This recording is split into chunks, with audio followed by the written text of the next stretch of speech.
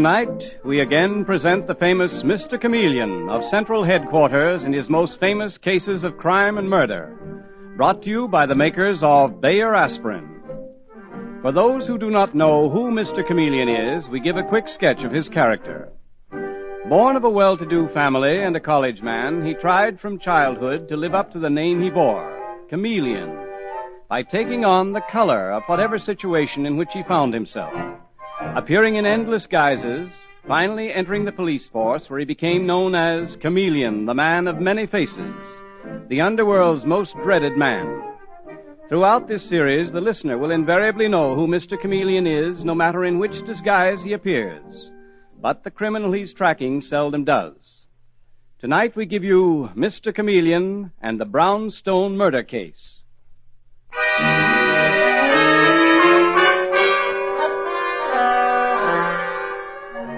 In some circles, 11 o'clock at night is considered early. At the Carlisle Arms, it is very late indeed, for the paying guests at the Brownstone front in the East 70s, which is now a genteel boarding house, retire around 10. After that, the musty halls are usually deserted. But now on the second floor, outside of one of these rooms, Madame Lorraine is talking to her friend, Mrs. Kramer. And Mrs. Kramer, a timid, rabbity little woman, is saying, I wish you wouldn't go prowling around. Really, Madame Lorraine, you ought to stay away from that end of the hall. Well, I don't intend to, Mrs. Kramer. I'm telling you I heard voices last night in the back part of the house that's supposed to be shut up. It is shut up. It hasn't been used in years. It was being used last night. Either that, or there was someone in Professor Haywood's room. And the professor is away. His room supposedly is locked.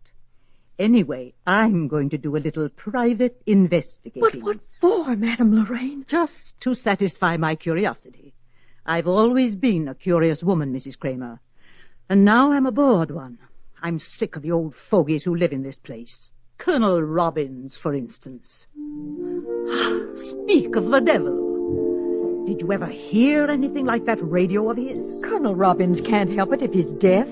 He doesn't play his radio for long. Well, at least it'll stop anyone from hearing me go down the hall. What about Miss Darling? You know how queer she is. She's warned everyone not to go snooping around her room. And her room's right next to the door that leads to the empty wing. Miss Darling is a silly neurotic. A young neurotic. That's even worse than being an old one. She can't scare me. Live dangerously, that's my motto, even after 50. But go back into your room. I'll see you tomorrow. I still wish you wouldn't. My dear, indulging my curiosity is the only pleasure I have left in life. Good night. Good night, Madame Lorraine. Poor little rabbit. But then all of us here in the Carlisle Arms are pathetic has-beens. Really, that radio. Oh, well. The Colonel has his radio. Professor Haywood has his bridge. I have my curiosity. And here we are. Here's the door that leads into the empty wing. Ah, that's strange. It isn't locked. Well, this is very interesting. Where does that stairway go to? There's a light on the stair. Who closed that door? No! Oh, no, please.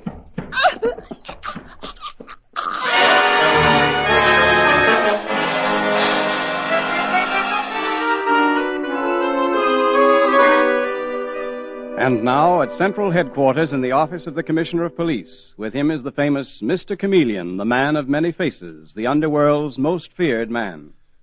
So there you are, Chameleon. There are the facts of the case. Madame Louise Lorraine was found strangled this morning in the second-floor hallway of a boarding house, the Carlisle Arms. A piece of wire had been knotted around her throat. The body was lying in front of room number 3, a room that usually was occupied by Professor Haywood. What's he professor of, Commissioner? I wouldn't know. Oh. One of the boarders, I suppose. Anyway, Chameleon, it's a brutal business. And in such refined surroundings, too. Amazing. The Carlisle Arms, a home away from home for gentlefolk. Well, Commissioner? Get over there immediately, Chameleon, will you? And find out just how gentle those gentlefolk are.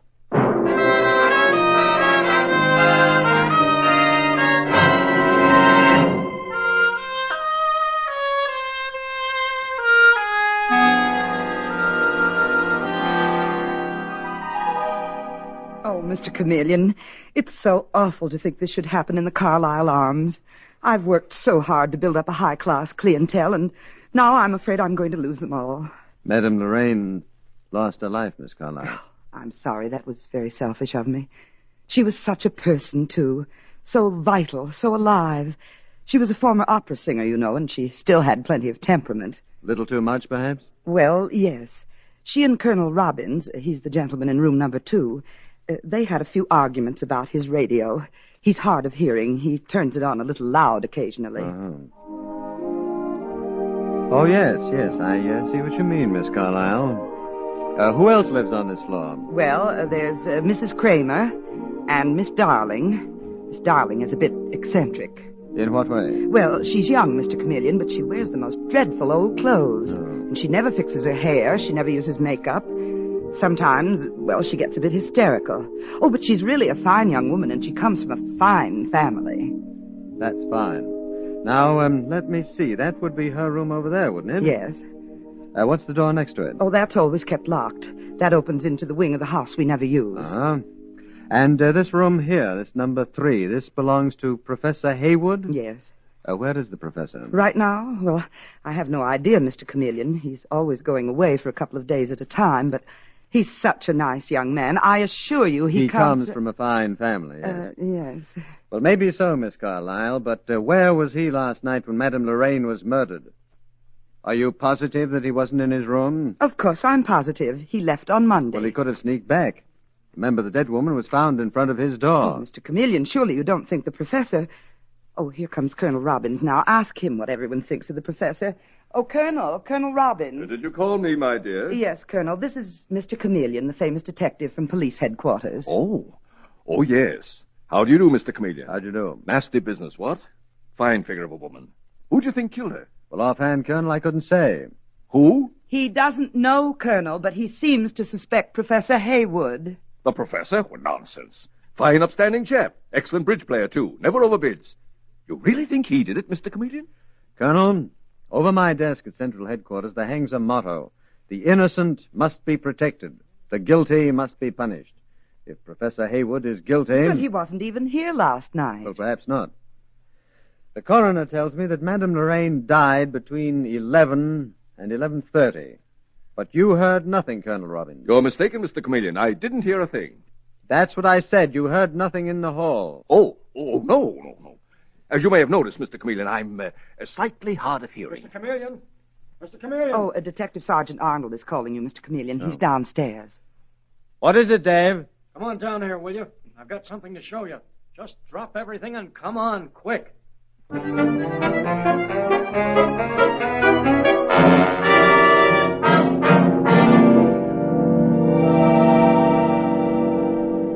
Mr. Chameleon, I want you to hear them. That is, if they're still going out at hammer and tongs. Who is it, Dave? 2 of the roomers, Mrs. Kramer and that Miss Darling. They're in the music room.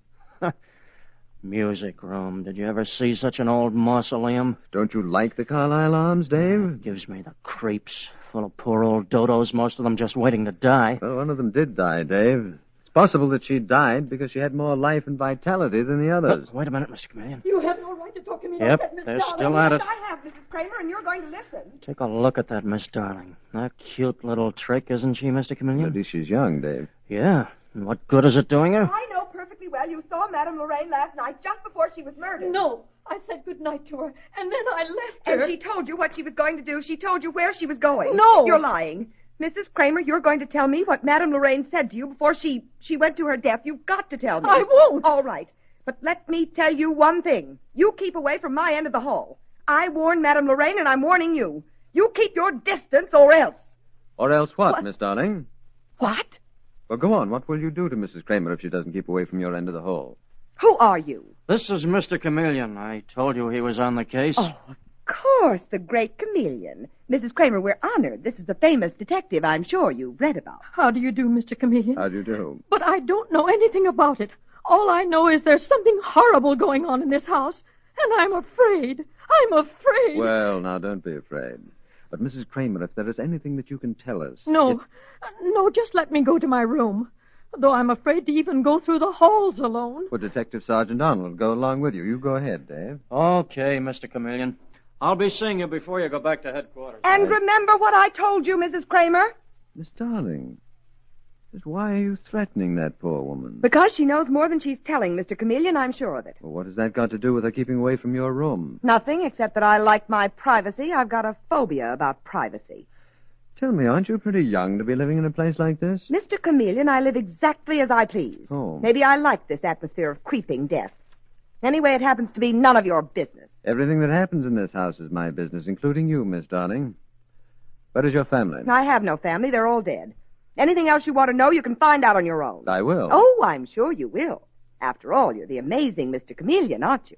The famous detective, always turning up in all sorts of disguises. That's right. Must be fascinating. Though you're so attractive, it seems a shame to cover it up. Thank you so much, Miss Darling. But I'll tell you something about a disguise. You work from the inside out. See, you feel differently, so you act differently. That's what does it. How interesting. I read that you'd even posed as a woman, everything from a prince to a street beggar. Oh, you compliment me. Well, let's see what you can do here, Mr. Chameleon. Let's see what you can get away with at the Carlisle Arms. I'll do my best. What about this, Professor Haywood? Professor Haywood, he's all right. Rather vague, but bearable. Why? I wondered where he was at the time of the murder. And I wondered just when he was coming back.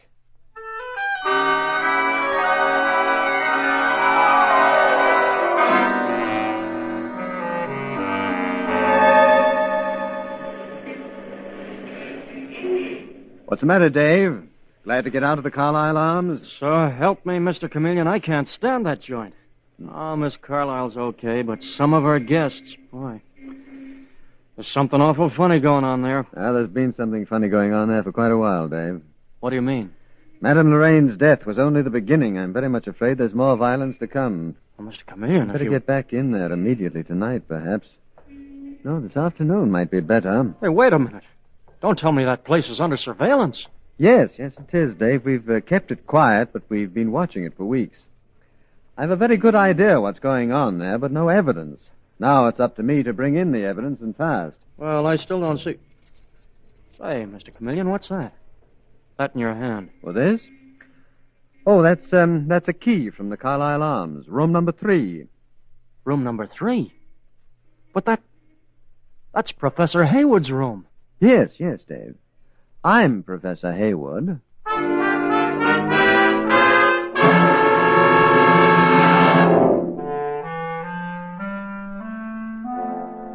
Mr. Chameleon and the case of the Brownstone murder continues in just a moment.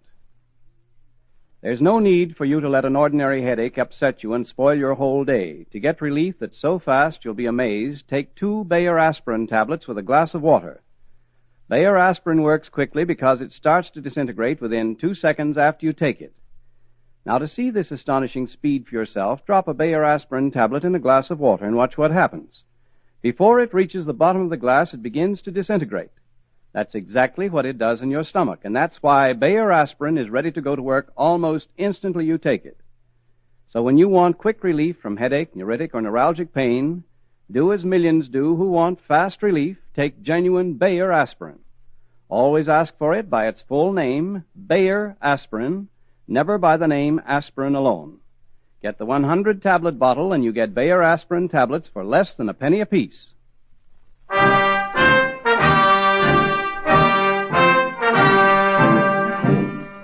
And now back to Mr. Chameleon and the Brownstone murder case. It is late afternoon, and in front of the Carlisle Arms, Detective Sergeant Arnold has accosted a man of indeterminate age, with rumpled clothes and thick glasses. And as he climbs the steps carrying a suitcase, Dave Arnold says to him, Hey, wait a minute. Where do you think you're going? Why, to my room, of course. I happen to live here, Detective Sergeant Arnold. Huh? Chameleon. I beg your pardon. The name's Professor Haywood. Gee, I'm sorry, but no kidding, you sure look different. Well, take it easy, Dave, and follow me upstairs. Professor Haywood, I was afraid we'd never see you again. Oh, why not, Miss Carlisle? Why not? Haven't you read the papers? Don't you know about Madame Lorraine? Oh, that, yes. That must have been ghastly. Poor woman, I liked her, though she was a bit overwhelming. Just how well did you know her, Professor? Is that any affair of yours? Please, Detective Sergeant, can't you leave my guests alone? For years I've worked to build up a nice clientele, and now the police are driving them away. Oh, I don't suppose the murder had anything to do with it, Miss Carlyle. Well, isn't that one of the worst aspects of murder, that the police come butting in? Is that supposed to be a joke, Professor? Yes, aren't you clever? Quite a card, aren't you? Well, let me tell you, Professor, and you too, Miss Carlyle. A little later, we're searching this place from top to bottom, including the unused wing. Detective Sergeant Arnold, I'm just as anxious as you are to find Madame Lorraine's murderer. Well, what are you laughing at, Professor? I beg your pardon? Oh, I was just thinking that is rather amusing. I mean what I just said, that the worst aspect of murder is the police butting in. Miss Carlyle, is he quite right in the head? The professor? Of course he is. And it's your manner I object to. I don't mind your searching the house. But to think that all my nicest people may be driven away... Who, for instance? Well, Mrs. Kramer, for one. She's packing right now. She's leaving first thing in the morning. Oh, dear, that is too bad. She always made our fourth at bridge. Is that all you can think of? Detective Sergeant Reynolds. Arnold. Arnold Reynolds, whatever it is. Do you mind very much if I take my suitcase to my room? Not if you don't mind if I go along with you. There isn't very much I can do about that, is there? But, Miss Carlyle, please don't worry. I shan't be leaving. Oh, thank you, Professor. I'm very glad to hear that. I'm just wondering, if Mrs. Kramer is leaving in the morning, do you suppose she'd still be willing to play bridge this evening?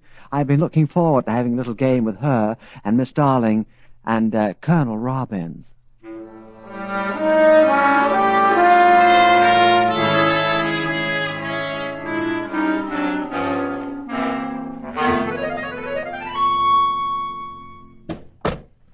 Okay, Dave, we can talk, but keep your voice down. So Mrs. Kramer is trying to clear out of here, is she, Mr. Chameleon? Yes, Mrs. Kramer is terrified, Dave, and she has reason to be terrified. Well, what do you want me to do? Keep her here? No, let her think that she can get away.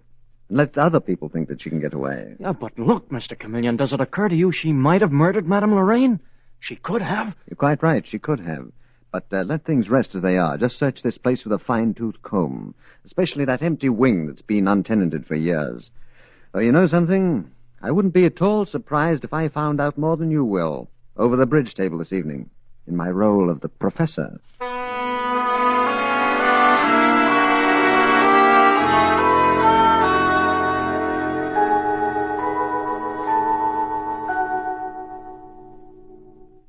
It's your bid, Professor. I'm well aware of that fact, Miss Darling. I was just thinking. I make it one, no trump. I haven't bid yet, Colonel. Oh, I thought you said a spade. Sorry, my dear boy. Sorry. That's quite all right. I pass. What did you say, Mrs. Kramer?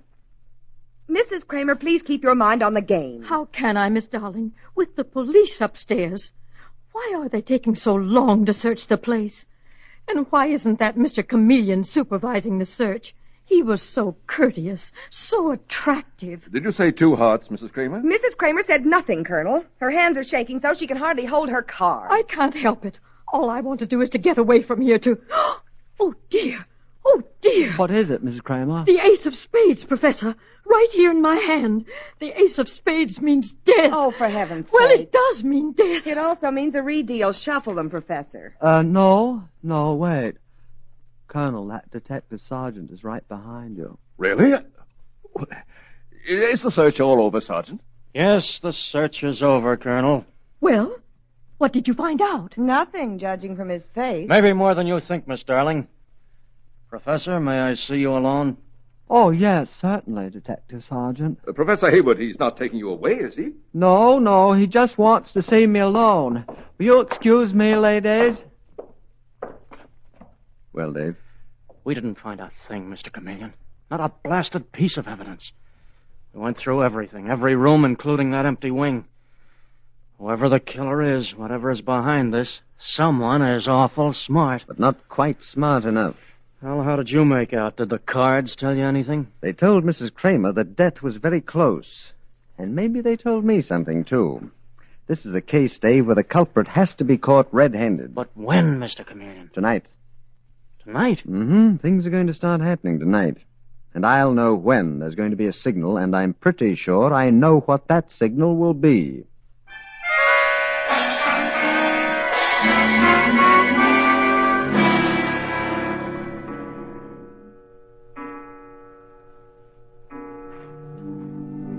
Colonel Robbins? Colonel Robbins? Did someone call? Yes, Colonel. Oh, Professor. Come in, my dear boy. Come in. I saw your door was open. I'm sorry, I didn't catch that. Your door is open. I wondered, would you mind very much not playing your radio just for tonight? You want to listen to the radio? I want you to turn it off. I've a bad headache and can't get to sleep. I sleep better too, Professor, if I listen to music late at night. What are you doing? I've turned the radio off, Colonel. But you can't do that. I'm listening to my favorite program. It'll be over within 15 minutes. Half an hour at the most. Half an hour will be too long. Even 15 minutes. Well, I'm sorry, Professor, but I intend to hear my program. Turn that radio off, Colonel. I will not. A man's home is his castle, Professor. I realize I may have it on a little too loud, but since I'm slightly hard of hearing... Are you, Colonel? Am I what? Hard of hearing. Tonight at bridge, I said as softly as I could, that detective sergeant is behind you, and you heard me perfectly. Why, yes, I did. You're not but, deaf, Colonel Robbins, not at all. Please turn off that radio, or I'll turn it off for you. There, that's better. Turn it on immediately. Why, Colonel? What have you been covering up with all that noise? What do you expect to cover up now? Are you out of your mind, Professor? Get away from that radio. Oh, that's it. That's what you hope to drown out. All right, Colonel Robbins. Professor, where did you get that gun? Part of my academic equipment. Keep your hands up and keep moving ahead of me fast. The scream came from Mrs. Kramer's room. Who are you? I'll turn you over to the police. Think it may be the other way around. Here we are. Miss Kramer, you all right? Yes, Professor. But Miss Darling here tried to kill me. I woke up and she was bending over me in the dark. Then Miss Carlyle rushed in and saved me. Well, how could you tell if it was dark, Mrs. Kramer? Maybe it was Miss Darling who rushed in to save you. That's ridiculous. No, it's not. It's true, Professor. It was Miss Carlyle who intended to murder Mrs. Kramer. She's lying, Professor.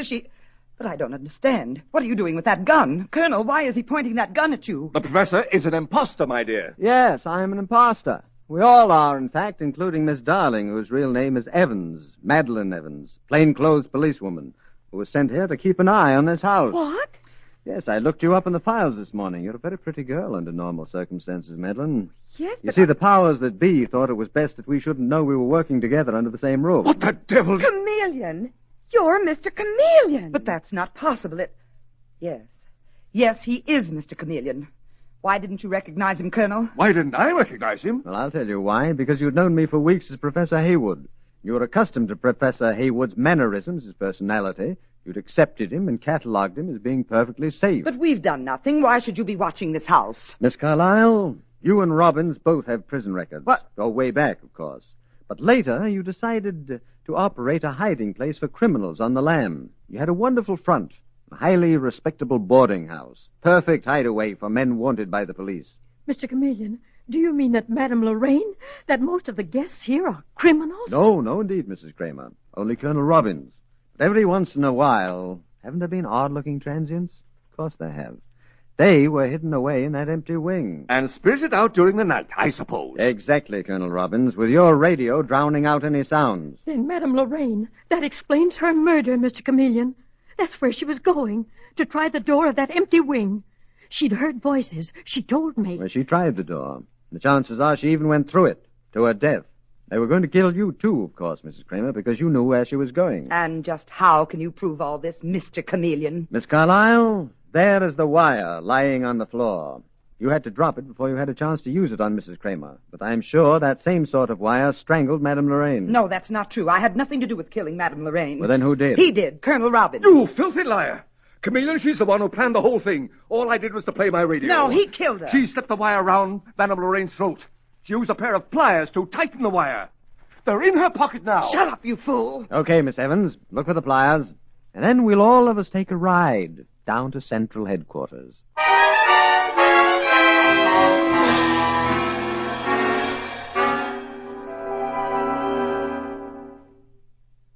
And, of course, as you know, Mrs. Kramer, the pliers were in Miss Carlyle's pocket.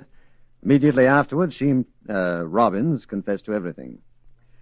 Anyway, my dear lady, it's all over now, and you can draw a free breath. Oh, Mr. Chameleon, if it hadn't been for you, I'd be dead. Oh, nonsense. We cops simply did our job.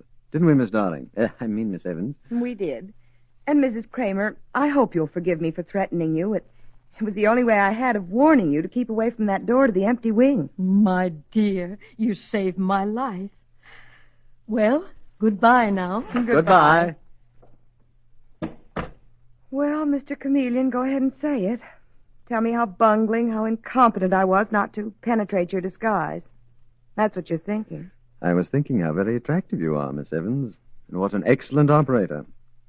The only thing is, the next time when I ask to have you assigned to work with me, let's see to it that we play bridge as partners, not as opponents. You're much too good. And I'll tell you a secret. I hate to lose.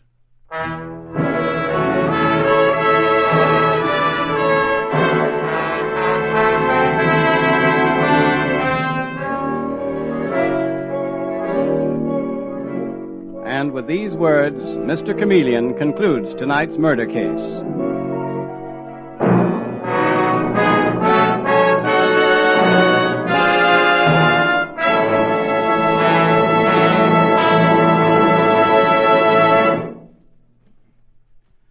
The next time an ordinary headache threatens to spoil your day, get fast relief by taking genuine Bayer aspirin.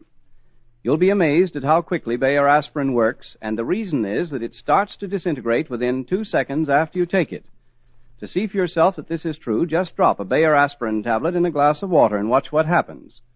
Before it reaches the bottom of the glass, the tablet will begin to disintegrate. It does the same in your stomach, hence brings relief with astonishing speed.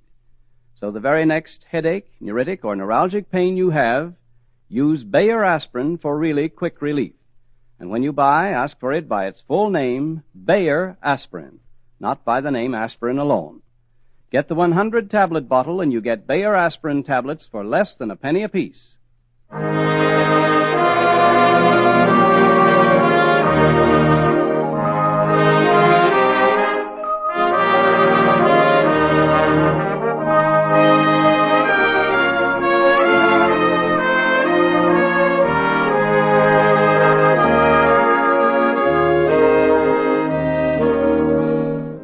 Listen next Wednesday night at this same time for Mr. Chameleon, the man of many faces, in the case of Death and the Dependent Husband. The part of Mr. Chameleon was played by Carl Swenson, with dialogue by Marie Baumer from the original story by Frank and Ann Hummert. Music directed by Victor Arden. Your announcer is Howard Claney.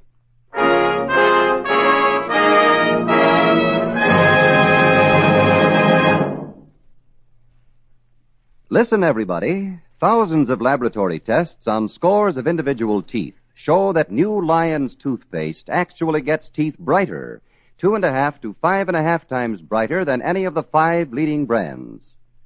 Brighter by far than any other toothpaste. And the reason is that it's not just another old toothpaste with an added ingredient, but is completely new and radically different in formula. A new kind of toothpaste that cleans without soap and polishes without chalk.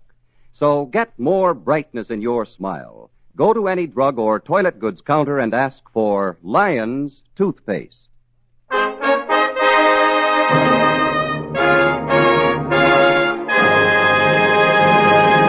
Mr. Chameleon, the new mystery drama, will be heard in another performance next Wednesday night at this time. This is CBS, the Columbia Broadcasting System.